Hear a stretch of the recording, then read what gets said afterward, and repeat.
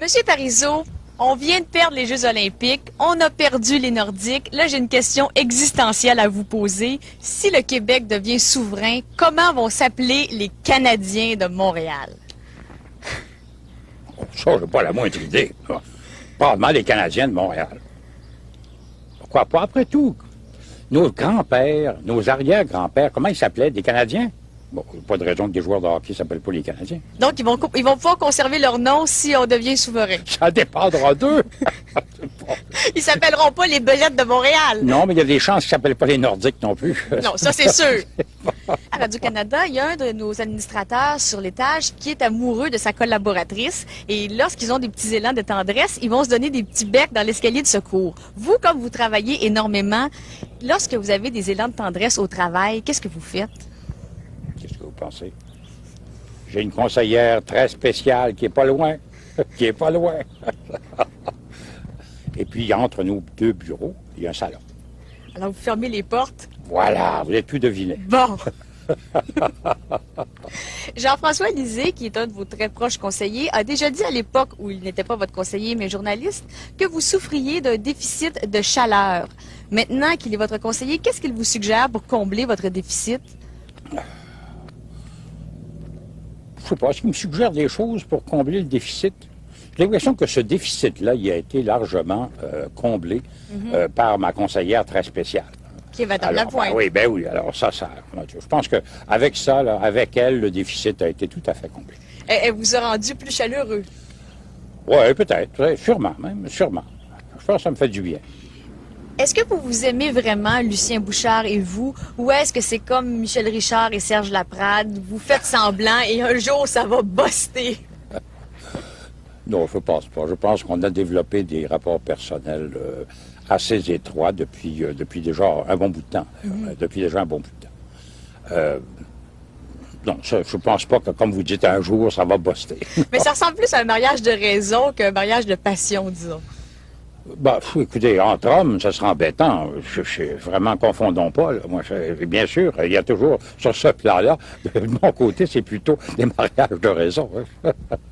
Vous formez avec Lucien Bouchard, après l'entente que vous avez signée, avec Mario Dumont également. Vous êtes un peu la Sainte Trinité, ou si on pourrait dire aussi le tricycle de la souveraineté. Ça c'est joli. Ah, ça, je n'y ai pas pensé. Le tricycle. Bon, très bien. Qui est la grande roue sur ce tricycle-là? C'est comme les tricycles d'autrefois. Les trois roues ont la même dimension. Ah oui? Remontez aux vieilles photos, vous allez voir. Vous êtes sûr? Sûr. Les trois roues ont la même dimension? Mais bien sûr. Mais ça doit mal avancer, ça, trois roues à la même. Non, mais il faut qu'il y en ait une en avant puis deux en arrière. Ou peut-être deux en arrière. Deux en avant, quoi que. Qui est en arrière? Qui est en avant? C'est ça. Je pensais tout à coup, vous savez, à ces triporteurs qu'on voit dans certains pays d'Europe avec deux roues en avant puis une derrière. Alors là, je vais vous laisser choisir, je vous arrangerai ça. Vous voulez pas répondre à ça, là? Vous voulez pas nous dire qui est la roue en avant? Jamais de la vie, je ne vais pas vous répondre à ça. Vous avez déjà côtoyé beaucoup de fédéralistes, évidemment, et vous avez côtoyé un certain Wapiti Pompier. Ah, tiens, on revient chez les scouts, oui. Qui était ce mystérieux personnage? C'est pas un mystérieux personnage, c'est Jérôme Choquette. Avez-vous encore des bons rapports avec lui? Bon, assez distant. Ça fait quand même pas mal de temps qu'on ne s'est pas vu. Quand il était maire d'Outremont, je le voyais encore un peu de temps à autre. Il faut comprendre que ce sont des amitiés de jeunesse qui remontent très, très loin derrière. Certainement, la vie nous sépare. Et puis, bon, c'est comme pour tout le monde. En 84, quand vous avez démissionné comme ministre des Finances, il y a eu un froid sibérien entre René Lévesque et vous. Est-ce que la température s'était un petit peu réchauffée avant la mort de René Lévesque? C'était pas un froid sibérien. On n'était pas d'accord, lui et moi, sur quelque chose de fondamental. Or, quand on n'est pas d'accord avec le patron sur quelque chose de fondamental, c'est pas au patron de partir, c'était à moi de partir. Mais vous étiez-vous un peu rapproché avant la mort de M. Lévesque? Parce qu'il paraît qu'il avait dit à Yves Michaud que, comme successeur, il vous voyait. C'est ce qu'on m'a dit, moi, qu'il avait dit ça à certaines personnes à un moment donné. Est-ce que ça vous a fait plaisir? Ben, oui. Non, ça, je peux pas. Évidemment, parce que je tenais quand même au respect de l'évêque. Et j'avais pour lui aussi beaucoup de respect. Encore une fois, quand deux hommes ou deux femmes, comme on voudra, s'entendent pas sur quelque chose de fondamental et qu'ils doivent casser, ça ne veut pas nécessairement dire qu'ils se méprisent et puis qu'ils s'engueulent. On est capable d'être dans un désaccord important sans pour ça se détester. En mémoire de René Lévesque, seriez-vous tenté de tenir le référendum dans la semaine du 15 novembre? Pour ça, quant à la date, vous n'en aurez pas la primeur. Ça, je le sais. Mais je suis obligé de m'essayer pareil. Oui, oui, oui. Je suis obligé de la poser, la question. Qu'est-ce qu'on dit, une fille s'asseye, c'est ça? Ben, là, non. Puis, un gars s'essaye de ne pas répondre aussi. Voilà, très bien.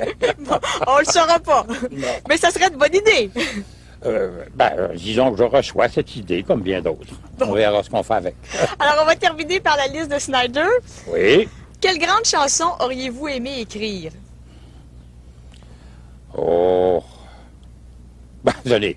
Pour quelque chose de tout à fait récent, là. Je l'ai chanté d'ailleurs un peu. Il y en a qui m'en ont voulu pour ça. Du pain et des roses. C'était bien cette chanson-là. Vous auriez aimé l'écrire et vous Ben auriez oui. aimé la chanter comme il faut. Ah non, ma voix était pas si mal que ça. Non, quand même, faut pas se moquer de moi. Compte tenu de ce qu'on me dit de votre voix, là. Oui, c'est vrai que je suis mal placée pour rire de vous. Bon. Mais je peux quand même me réjouir que vous soyez à peu près au même niveau que moi, au niveau de la voix. Et si vous pouviez prendre la peau de quelqu'un d'autre pendant une journée, ce serait qui? Bernard de Rome, le soir du référendum. Pourquoi? Pour être capable de dire, et si la tendance se poursuit? Quels mots utilisez-vous pour exprimer votre rage? Ben, des mots pas du tout compliqués, pas du tout recherchés. Je dis merde comme tout le monde. Ah oui. Lisiane Gagnon a déjà écrit dans une de ses chroniques que une de vos expressions, c'était « On va tout de même pas se mettre à gosser les poils de grenouille ». C'est tout à fait vrai. Je continue d'utiliser ça. À partir du principe qu'un gouvernement doit garder les choses simples, à certains moments, quand je vois des gens qui gossent des poils de grenouille, je deviens enragé.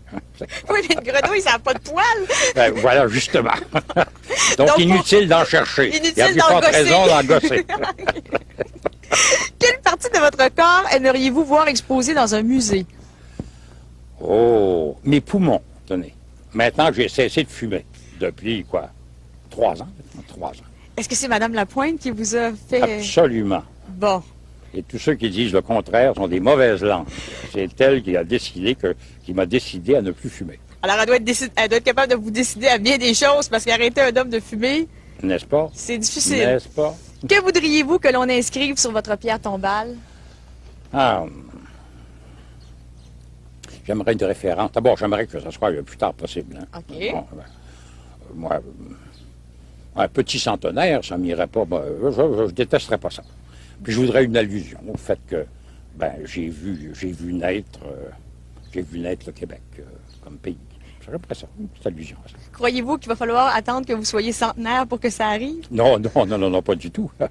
Mais quand, justement, la vie est terminée, on aime revenir sur l'épisode qui nous a le plus marqué. Merci beaucoup, M. Parizeau, et bonne Saint-Jean-Baptiste. À vous aussi. Merci. Merci.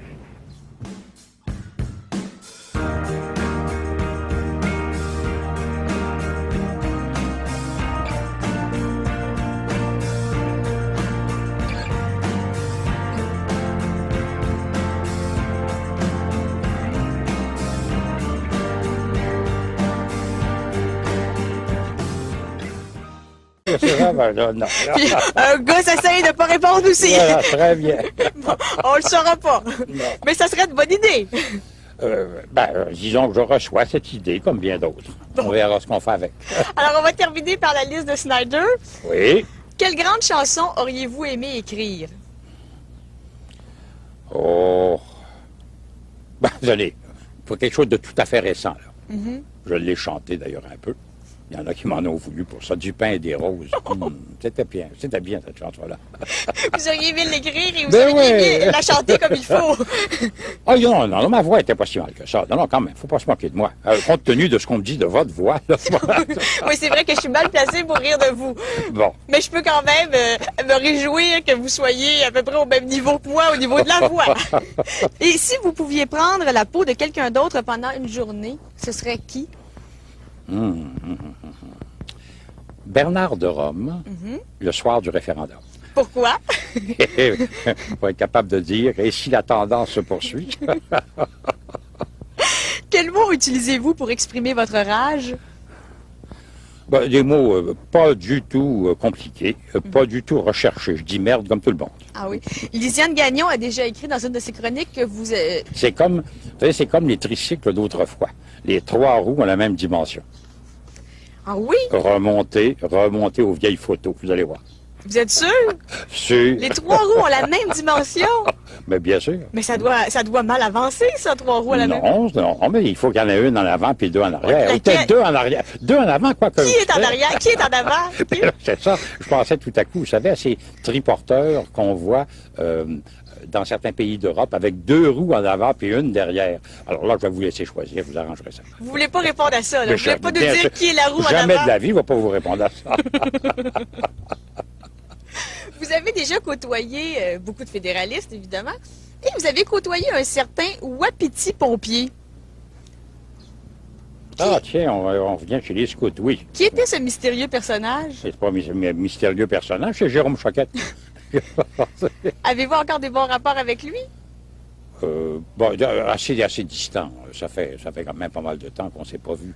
Quand il était maire d'Outremont, je le voyais encore un peu de temps à autre.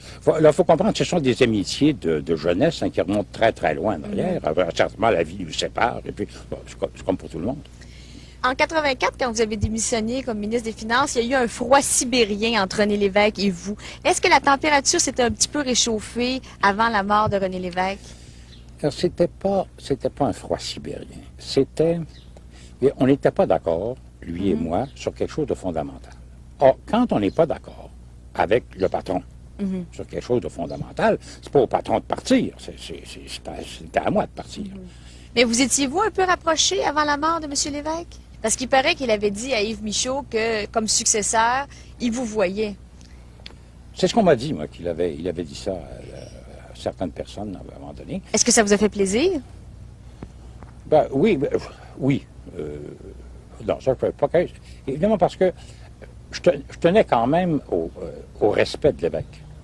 Et j'avais pour lui aussi beaucoup de respect. Encore une fois, quand deux hommes ou deux femmes, ou comme on voudra, s'entendent pas sur quelque chose de fondamental et qu'ils doivent casser, ça ne veut pas nécessairement dire qu'ils se méprisent et puis qu'ils s'engueulent.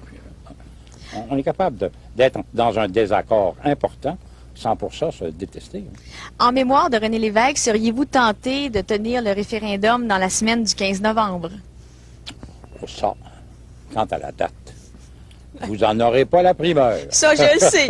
Mais je suis obligé de m'essayer pareil.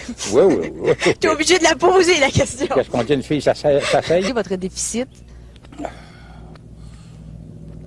Je sais pas, est-ce qu'il me suggère des choses pour combler le déficit? J'ai l'impression que ce déficit-là, il a été largement comblé par ma conseillère très spéciale. Qui est Madame Lapointe. Ben oui, alors ça, je pense qu'avec ça, là, avec elle, le déficit a été tout à fait comblé. Elle vous a rendu plus chaleureux. Oui, peut-être, sûrement. Je pense que ça me fait du bien. Est-ce que vous aimez vraiment Lucien Bouchard et vous, ou est-ce que c'est comme Michel Richard et Serge Laprade, vous faites semblant et un jour ça va buster? Non, je pense pas. Je pense qu'on a développé des rapports personnels assez étroits depuis déjà un bon bout de temps. Non, je pense pas que, comme vous dites, un jour, ça va buster. Mais ça ressemble plus à un mariage de raison qu'un mariage de passion, disons. Ben, écoutez, entre hommes, ça sera embêtant. Vraiment, confondons pas. Là. Moi, bien sûr, il y a toujours, sur ce plan-là, de mon côté, c'est plutôt des mariages de raison. Vous formez avec Lucien Bouchard, après l'entente que vous avez signée avec Mario Dumont également, vous êtes un peu la Sainte Trinité, ou si on pourrait dire aussi le tricycle de la souveraineté. Ça, c'est joli. Ah, ça, je n'y ai pas pensé. Le tricycle. Bon, très bien. Qui est la grande roue sur ce tricycle-là? Monsieur Parizeau, on vient de perdre les Jeux olympiques, on a perdu les Nordiques. Là, j'ai une question existentielle à vous poser. Si le Québec devient souverain, comment vont s'appeler les Canadiens de Montréal? Ça, j'ai pas la moindre idée. Probablement les Canadiens de Montréal. Pourquoi pas? Après tout, nos grands-pères, nos arrière-grands-pères, comment ils s'appelaient? Des Canadiens? Bon, pas de raison que des joueurs de hockey ne s'appellent pas les Canadiens. Donc, ils vont pouvoir conserver leur nom si on devient souverain. Ça dépendra d'eux. Ils s'appelleront pas les Belettes de Montréal. Non, mais il y a des chances qu'ils ne s'appellent pas les Nordiques non plus. Non, ça c'est sûr. À Radio-Canada, il y a un de nos administrateurs sur l'étage qui est amoureux de sa collaboratrice. Et lorsqu'ils ont des petits élans de tendresse, ils vont se donner des petits becs dans l'escalier de secours. Vous, comme vous travaillez énormément, lorsque vous avez des élans de tendresse au travail, qu'est-ce que vous faites? Qu'est-ce que vous pensez? J'ai une conseillère très spéciale qui est pas loin. Qui est pas loin. Et puis, entre nos deux bureaux, il y a un salon. Alors, vous fermez les portes. Voilà, vous n'avez pu deviner. Bon. Jean-François Lisée, qui est un de vos très proches conseillers, a déjà dit à l'époque où il n'était pas votre conseiller, mais journaliste, que vous souffriez d'un déficit de chaleur. Maintenant qu'il est votre conseiller, qu'est-ce qu'il vous suggère pour combler